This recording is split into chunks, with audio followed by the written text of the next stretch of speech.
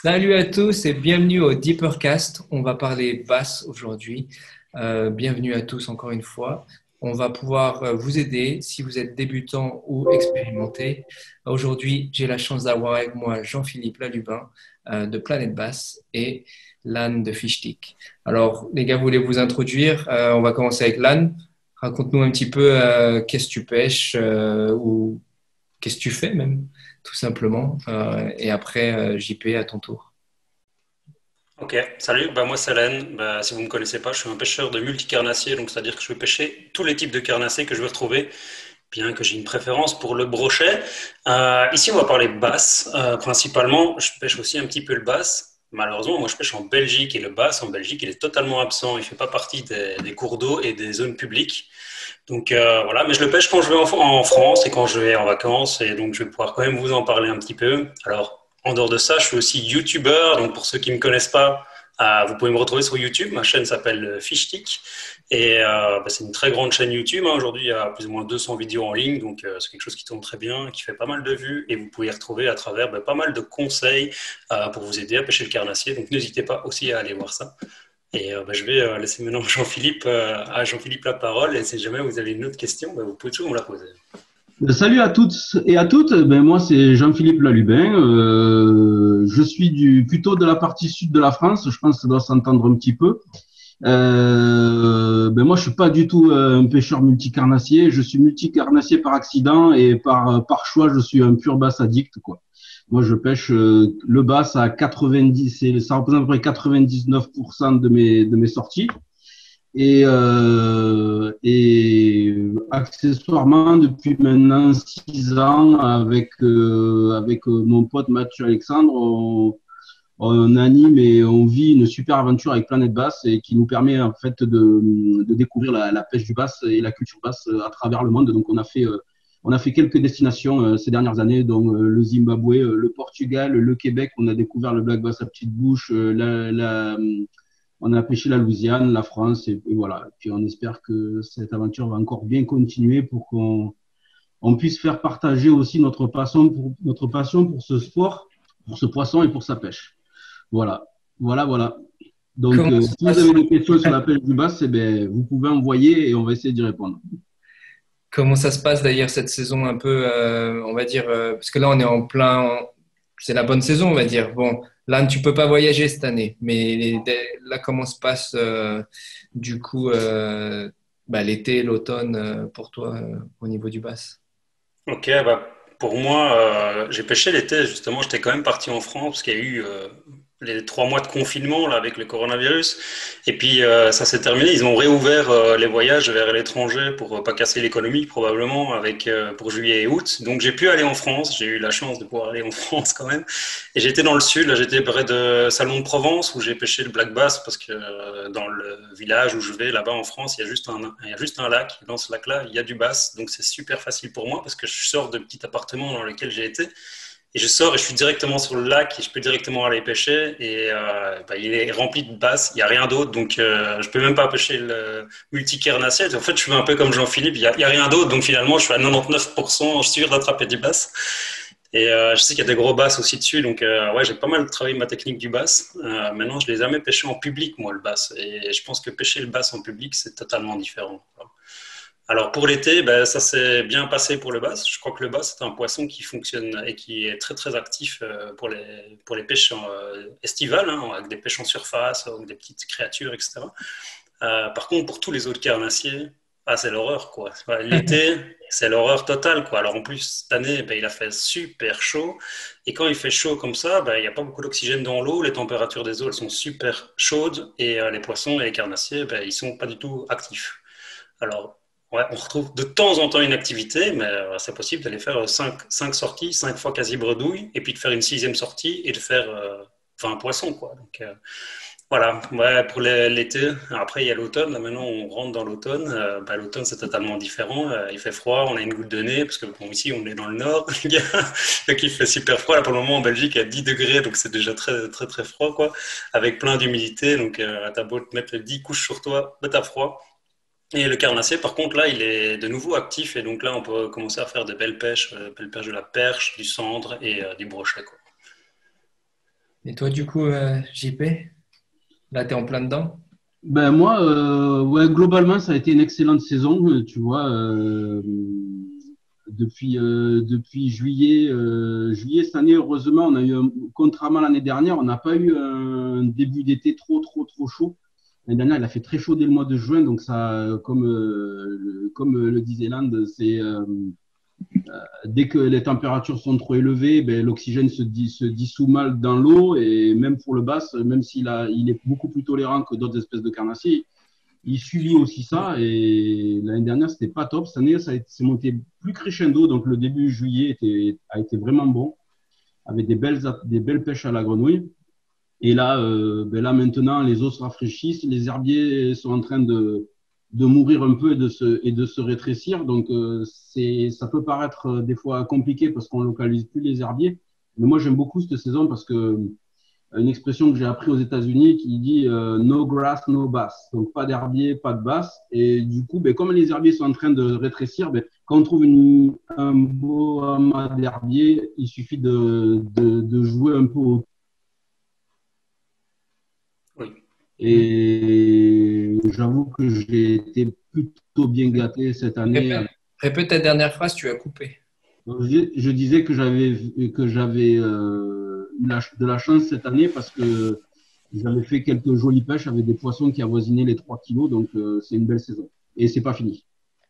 Pour ceux qui ne connaissent pas, tu viens de dire 3 kilos. Pour ceux qui ne connaissent pas, 3 kilos, c'est un bon fiche. C'est quoi les moyennes pour un bass, des petits? Enfin, c'est quoi les Alors, si on essaie en taille même, de parler en taille, on va dire qu'un poisson qui commence à devenir sympa, enfin, ça va être autour de 40 cm, ça fait à peu près le kilo. Un poisson de 50-53, il va être autour de 2 kilos. Et 3 kilos, on va être suivant les morphologies de poisson, on va être entre 57, 58 à 60 cm. Donc, si pour avoir un peu, bon, je ne sais pas si cette notion est vraiment intéressante, mais pour pouvoir faire la corrélation avec un brochet, souvent je multiplie la taille du bass par deux. C'est-à-dire qu'un bass de 50, si on ne voit pas en termes de rareté du poisson, un bass de 50, ça équivaut à un brochet du mètre, quoi, pour moi. Et un bass de 60, eh bien, ça fait un brochet de 1,20 m. Donc, ça donne un peu une notion, pour ceux qui ont tendance à pêcher plus le brochet, de, de l'aspect rare et privilégié quand on peut rencontrer ce genre de poisson-là. Tu es d'accord avec ça, Alan? Enfin, Ouais, je suis plus ou moins d'accord, ouais, parce que pour moi, un bass de 60, c'est extrêmement rare, donc ça devrait être équivalent à un pike de 120, 130 cm. Donc ouais, on est plus ou moins bon. Ouais. Après, un bass de 50, et je trouve que c'est quand même vachement plus rare qu'un brochette de 1 mètre. Maintenant, voilà, mais c'est plus ou moins ça, ouais. Alors, je sais pas, hein, Jean-Philippe, il va peut-être donner son avis, mais tu en attrapes souvent, toi, des basses de 50. Moi, je trouve que c'est quand même quelque chose qui est assez rare, quoi. Donc, je disais que moi, j'ai la chance de passer énormément de temps sur l'eau. Je pêche beaucoup, plusieurs fois par semaine. Et du coup, j'ai une pêche qui se focalise uniquement sur les gros basses. C'est-à-dire que Ah je ouais. suis prêt à passer pas mal de temps pour avoir une seule touche. Je cherche la touche parce que j'ai cette chance d'être souvent au bord de l'eau. Donc, je suis pas forcément un bon exemple sur ça. Et puis, je suis plutôt dans le sud de la France. Je fais pas mal de routes et tout pour traquer les gros poissons. Donc, j'ai une pêche plutôt privilégiée. Et c'est vrai que des bases de 50, j'en fais beaucoup. fais tous les jours. Pas tous les jours, mais j'en touche, allez, je dirais tous les 10-15 jours, j'en fais un. Au Ouais, moins. ok.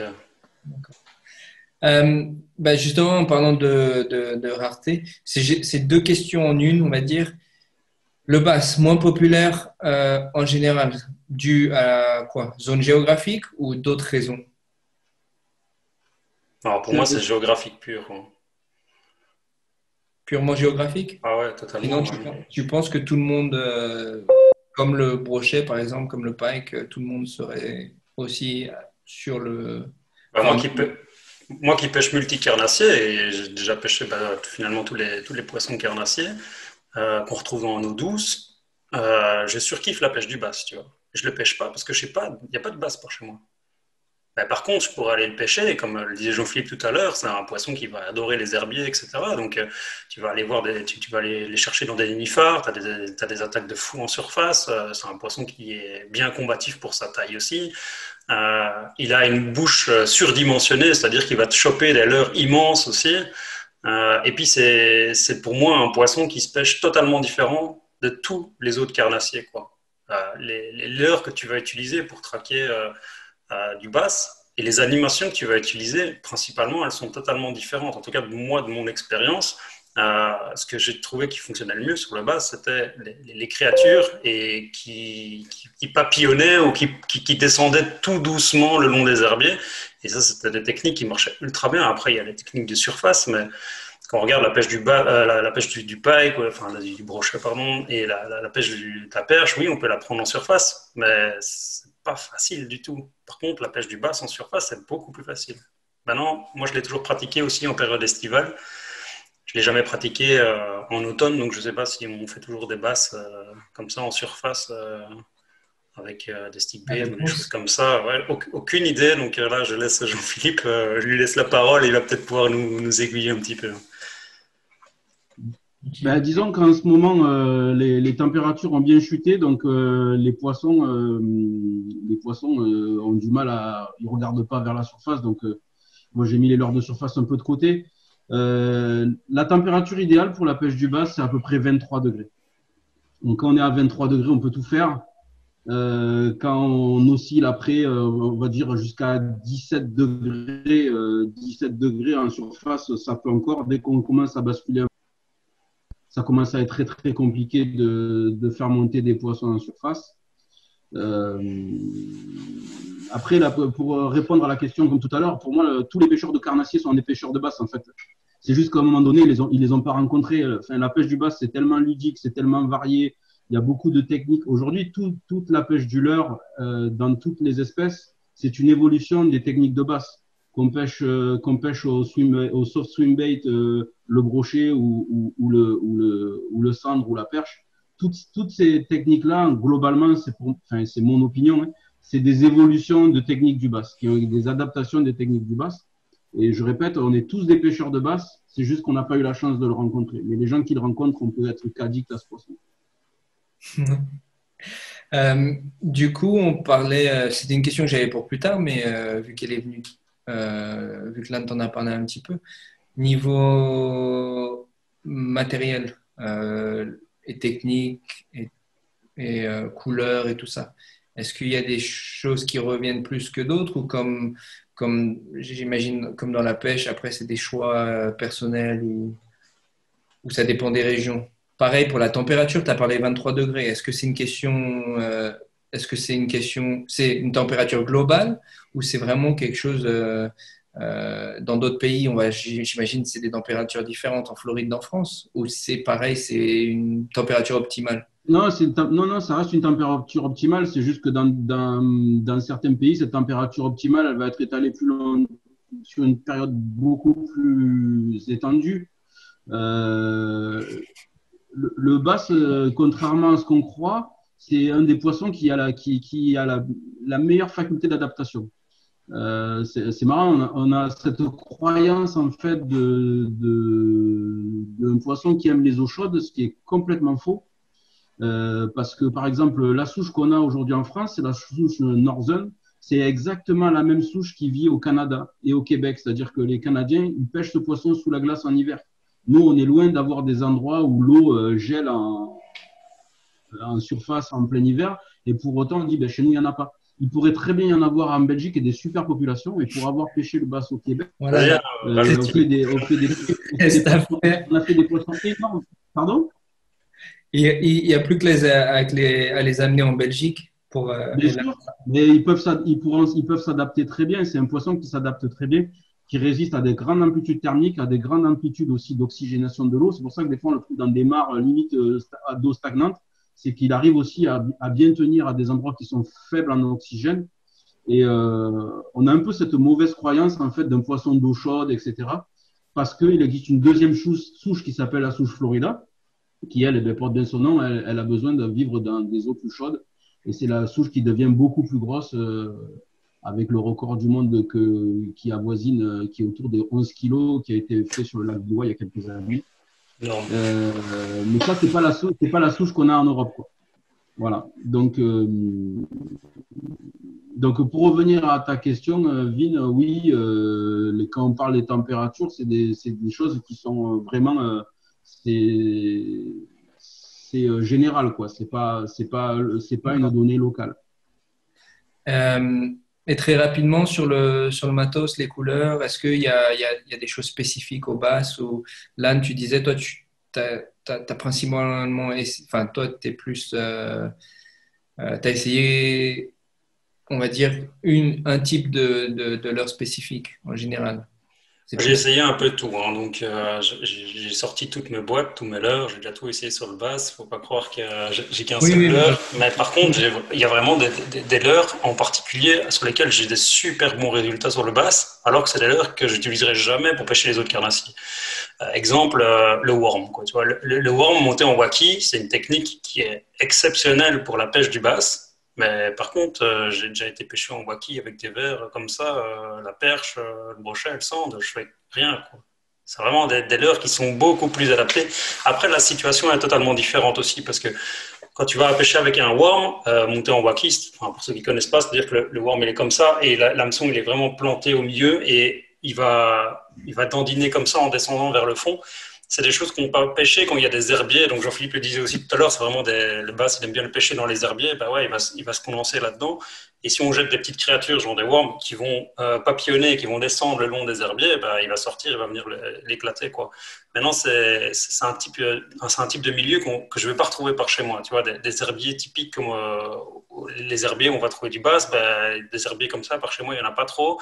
Et en même temps, ben, des perches qui sont planquées dedans ou des brochets qui sont planqués dedans, ils ne vont pas très, très réactifs par rapport à un worm qui tombe. Par contre, des leurres vibrants, des leurres avec des caudales, des chattes, des trucs comme ça, ouais, les multicanarsiers, ils vont être beaucoup plus réactifs à ça, quoi. Donc ouais, pour moi, le bass, c'est un poisson qui est vraiment différent.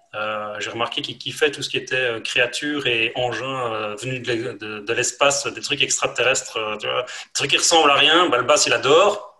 Les autres carnassiers, c'est différent. Tu vois. Ouais, ma vision des choses, ouais, pour le bass, enfin, moi, je reste persuadé que le bass, c'est un poisson qui est différent. Après, je rejoins totalement Jean-Philippe qui dit que toutes les techniques du bass, elles ont été étendues après sur le marché du carnassier, tout simplement parce que au States, c'est quelque chose.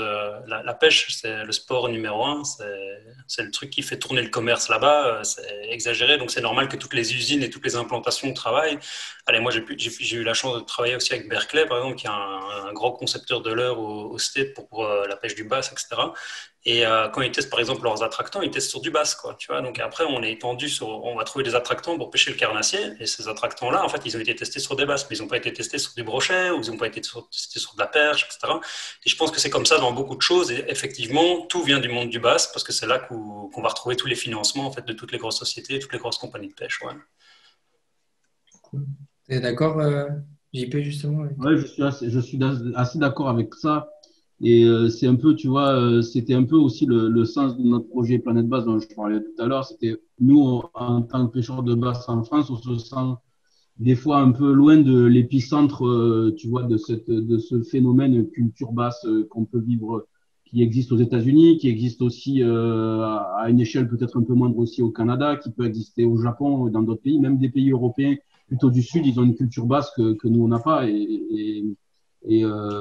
Donc, effectivement, les pays comme les États-Unis, il y a une économie qui est tellement énorme derrière ça, il suffit d'aller se balader dans un Bass Pro Shop et on voit la place que prend le bass dans un magasin de pêche aussi grand qu'un Bass Pro Shop. Et Déjà le nom du magasin, quoi. Tu vois. voilà, c'est pas le nom du magasin, mais il faut y aller pour réaliser à quel point ce poisson, de ces fois, souvent on appelle ça le diable vert, mais il est tellement lié au billet vert que quand on voit ça, on comprend tout, quoi. Prochaine question. Donc, c'est une question, c'est une question qu'on a reçue, nous, sur la page. Je vais la lire, hein, tout simplement. Ça sera plus simple. Mais en gros, la plupart des pêcheurs sont assez protecteurs de leur spot. comment, en fait, quelqu'un qui commence la pêche, qu'est-ce qu'il doit chercher? Est-ce qu'il doit chercher des petits étangs, des petits lacs ou, enfin, qu'est-ce qu'on peut faire pour aider les nouveaux pêcheurs? Euh, Là, on parle de basse, mais d'un point de vue général, ou même, je ne sais pas si pour le basse c'est différent, justement, peut-être que vous pouvez nous aider, mais est-ce que c'est une question, est-ce qu'on peut avoir des astuces pour aider les nouveaux pêcheurs? Moi, j'ai une astuce. Dis, vas-y. Ouais, je peux y aller. Alors, la première astuce que j'ai à donner, c'est rendez-vous dans le magasin le plus proche de chez vous et allez acheter un peu de matériel dans le magasin sous conseil d'un vendeur qui va vous aiguiller sur les zones de pêche qui sont dans les alentours et quelles sont les techniques qui sont privilégiées et où est-ce qu'il faut pêcher. Je pense que c'est comme ça qu'il faut commencer en fait. D'accord, donc tu commencerais local en demandant l'aide. Tout à fait, ouais. Parce que quand on est débutant, je veux dire, moi, par exemple, j'ai souvent la question, vu que je suis youtubeur à côté, j'ai souvent cette question de, ouais, comment je dois pêcher, où est-ce que je dois pêcher. Mais moi, je connais ma zone de pêche autour de chez moi, mais je peux pas connaître une zone de pêche qui est à 200 km, quoi. Je peux pas donner des conseils à un gars qui habite dans une région que je ne connais pas, où il y a peut-être pas le même biotope, où il n'y a pas les mêmes températures d'eau, où les poissons réagissent pas sur les mêmes types de leurres ou les mêmes types d'animation. Donc, ouais, pour moi, il faut que ce soit local, quoi. Le meilleur conseil qu'un gars pourrait avoir, c'est d'avoir un conseil d'un gars qui pêche dans la région. Et donc pour moi, la seule chose à faire, c'est de se diriger vers un shop local qui se trouve à côté et d'aller acheter un petit peu de matériel là-bas parce que ça fait tourner le commerce aussi. Je veux dire, les conseils, ça se paye d'une certaine manière. Les magasins de pêche, ils sont jamais contraires de donner des spots, ils sont jamais contraires de donner des indications, etc. Mais en contrepartie, forcément, ils préfèrent qu'on leur achète du matériel que repartir du magasin avec les conseils et puis d'aller les acheter sur Internet. Sauf que la différence de prix est généralement la même. Donc, ouais, moi, si j'ai vraiment un conseil à donner, c'est ça, c'est de prendre le premier shop le plus proche de chez vous et puis d'aller dans ce shop et dire, voilà, je suis débutant, j'ai envie de commencer la pêche, j'aimerais bien pêcher tel type de carnassier, ou bien je veux faire du multicarnassier, j'aimerais bien me retrouver en pleine nature, ou bien non, j'ai envie de me retrouver dans la ville parce que j'ai vu des vidéos de street fishing ou des choses comme ça. Donc, ouais, ça dépend vraiment de l'envie d'une personne et les gens qui travaillent dans les magasins de pêche, c'est des gens qui sont issus du domaine de la pêche. Je ne veux pas dire à 100% du temps, mais quasi tout le temps, un vendeur dans un magasin de pêche, c'est un pêcheur, quoi. Et ce gars, il aura toujours des conseils à revendre, quoi, et des conseils à donner. Alors, il donnera probablement pas son meilleur spot de pêche, parce que ça, c'est quelque chose qui restera toujours un peu le problème au niveau des pêcheurs, parce que si on partage son meilleur spot de pêche, on sait que tout le monde va aller pêcher dessus, il sera peut-être plus aussi bon qu'avant, mais il donnera des bons conseils de manière générale, ça c'est clair, ouais. JP? En fait, je partage à 100% cette vision des choses, tout simplement parce que lors de mon premier voyage de pêche il y a quelques années, de pêche du bass, quand j'ai préparé mes valises, je me suis gavé de l'heure à un point que c'était pas possible. Et tout compte fait, quand on est arrivé avec Mathieu dans le premier magasin, j'avais tout sauf ce qu'il y avait dans le magasin. Et en fait, on s'est vite rendu compte que la meilleure chose à faire, c'était justement quand on va à un endroit qu'on ne connaît pas, c'est d'aller dans le magasin, parler avec les vendeurs et regarder ce qu'il y a dans les rayons, parce qu'en général, ce qu'il y a dans les rayons, c'est ce que les gens consomment localement, donc il y a peu de chances de faire de grosses erreurs quand on regarde ce qu'il y a dans les rayons, quoi. Donc je partage complètement ça. Et puis je rajouterais un truc, c'est que aujourd'hui on a un outil qui est quand même énorme en termes de partage, c'est aussi les réseaux sociaux sans pour autant divulguer tous les détails des spots de pêche. Mais moi, ça m'arrive assez couramment que des personnes qui descendent en vacances dans le sud de la France me disent, voilà, je vais être à une semaine à tel endroit, est-ce que tu connaîtrais un endroit où je pourrais potentiellement attraper un bass? Donc, sans rentrer dans des détails, ben, j'oriente aussi les gens. Donc, si les personnes ne sont pas trop en demande de trop de détails, etc., et que ça se fait de manière agréable et intelligente, ça se fait aussi. Mais effectivement, je trouve que le magasin de pêche, ça reste quand même la meilleure donnée parce qu'on a les points géographiques et aussi ça nous donne vite des indications sur le choix des leurres à utiliser. Je vais encore ajouter un troisième point, comme ça on complète vraiment la totalité. Donc on a cité les magasins de pêche qui sont pour moi ce qui est prioritaire parce qu'on va pas avoir, financièrement c'est pas cher d'aller dans un magasin de pêche et s'acheter une ou deux pochettes de leurre, voire même une canne si on en a besoin. Après, il y a les réseaux sociaux, effectivement, mais les réseaux sociaux, à prendre entre parenthèses parce que on n'a pas toujours les bonnes informations au bon moment. Dans un magasin de pêche, on est certain que les informations qu'on va recevoir sont les bonnes pour la région. Et puis après, il y a une troisième chose qui est les guides de pêche. Alors là, financièrement, c'est beaucoup plus cher, hein, parce qu'une sortie de pêche, je veux dire, ça tourne entre 150 et 300 euros. Donc, c'est un autre budget. Mais voilà, le guide de pêche, ça reste le meilleur élément qu'on pourrait retrouver pour apprendre la pêche. Hein.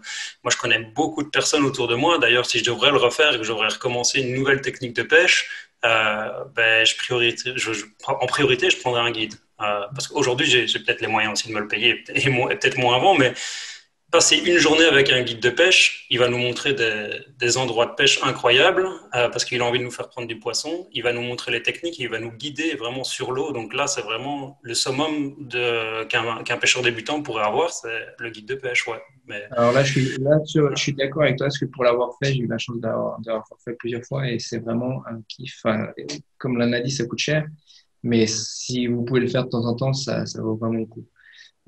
Ça aide vraiment et puis c'est satisfaction quasiment assurée en général de ta session. Dernière petite question pour clôturer le sujet.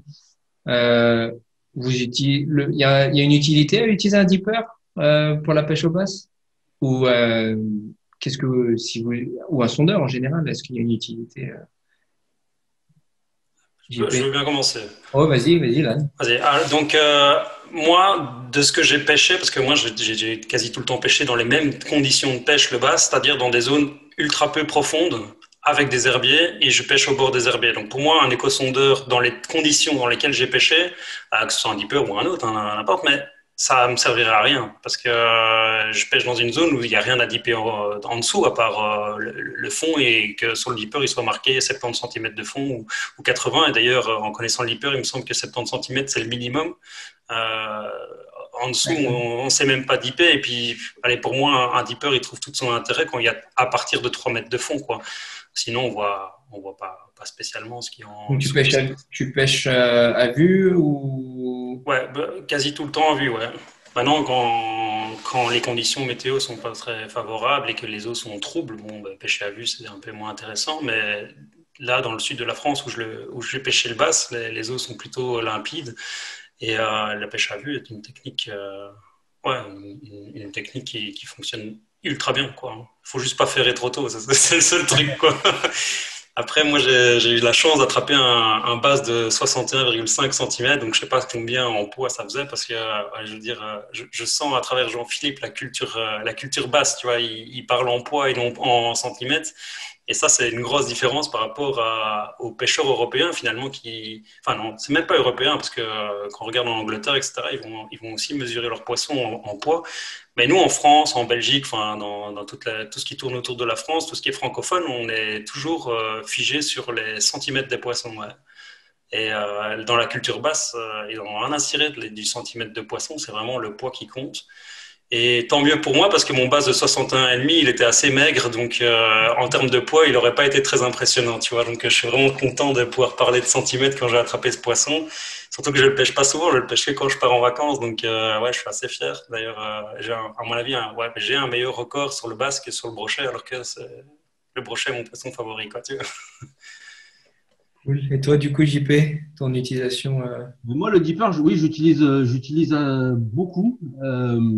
Alors, je l'utilise pas du tout pour la détection de poissons.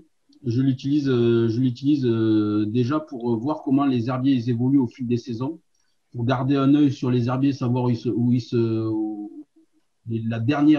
dernier amas d'herbier, où est-ce qu'il peut être sur un plan d'eau.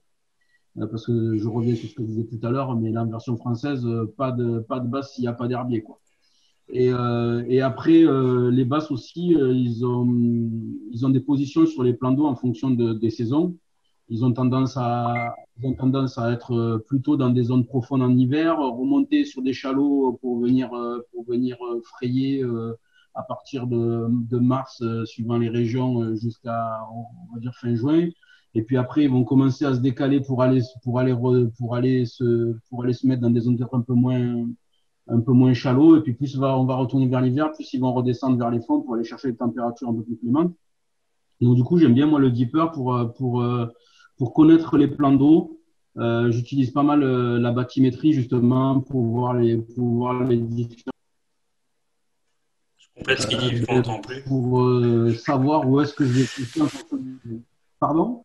Je disais, je complète parce que tu as eu une coupure. Alors voilà, il était en train d'expliquer qu'il utilise la bathymétrie pour savoir où sont les zones profondes, moins profondes, les fosses, etc. Je suppose, et voir les herbiers, où est-ce qu'ils sont, quoi. Donc, ce qui est intéressant, c'est de trouver aussi de trouver les. Alors, par exemple, le plan d'eau que tu pêches l'été où il y a beaucoup d'herbiers, sûrement qu'en hiver, les herbiers, il y en a quasiment plus.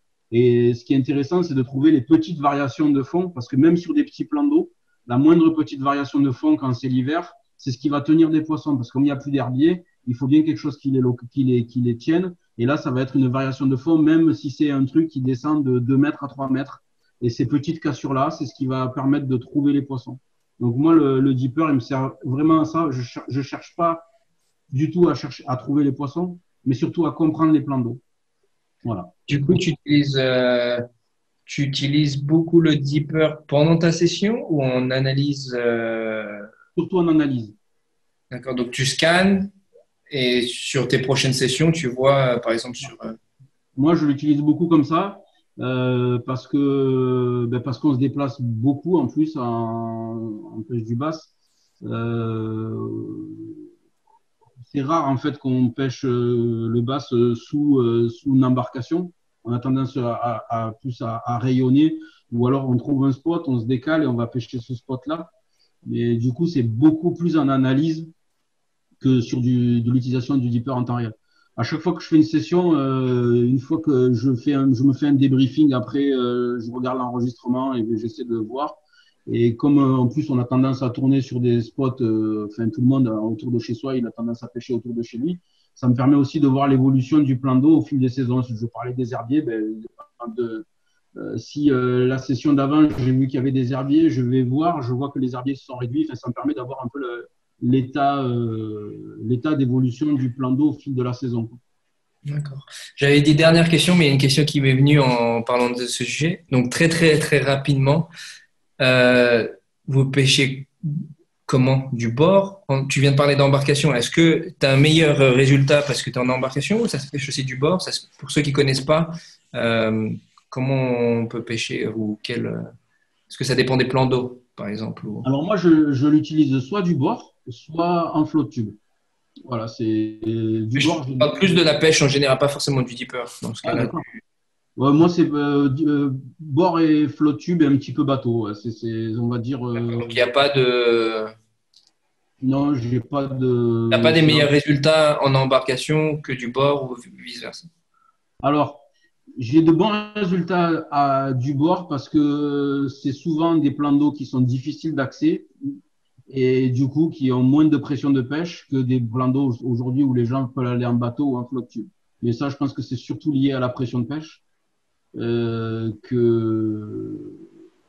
lié à la pression de pêche. Okay. C'est pas lié au cheptel en fait. Je pense pas que ce soit lié au cheptel. Et toi, Alan, c'est que du bord, j'imagine, sur ton.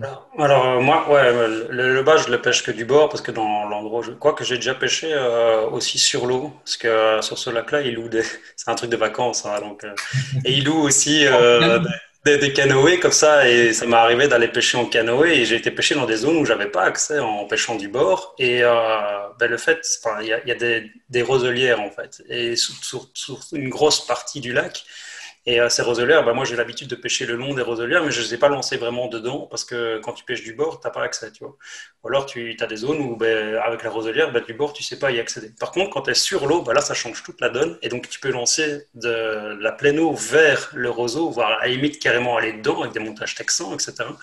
Et moi j'ai eu des meilleurs résultats en pêchant sur l'eau que du bord. Voilà. Maintenant, je pense que ça dépend vraiment d'un spot à l'autre. Mais généralement, quand on est sur l'eau, on a plus d'accès pour bien pêcher, pour aller sous les arbres, pour aller pêcher dans les roseaux, etc. Parce qu'on est mieux placé, quoi. Ok, bon. Merci beaucoup, messieurs. Et puis, merci à vous tous d'avoir regardé cette vidéo. Je vous invite à souscrire à notre chaîne ou à la page Facebook et à poser vos questions pour le prochain épisode si tout ça vous a plu. Merci encore, les gars. Avec plaisir. J'espère que vous allez avoir une grosse saison d'automne. Ouais, on y croit. À Merci, plus. Vin. Allez, Salut, Jean. au Merci. revoir. Ciao. Ciao.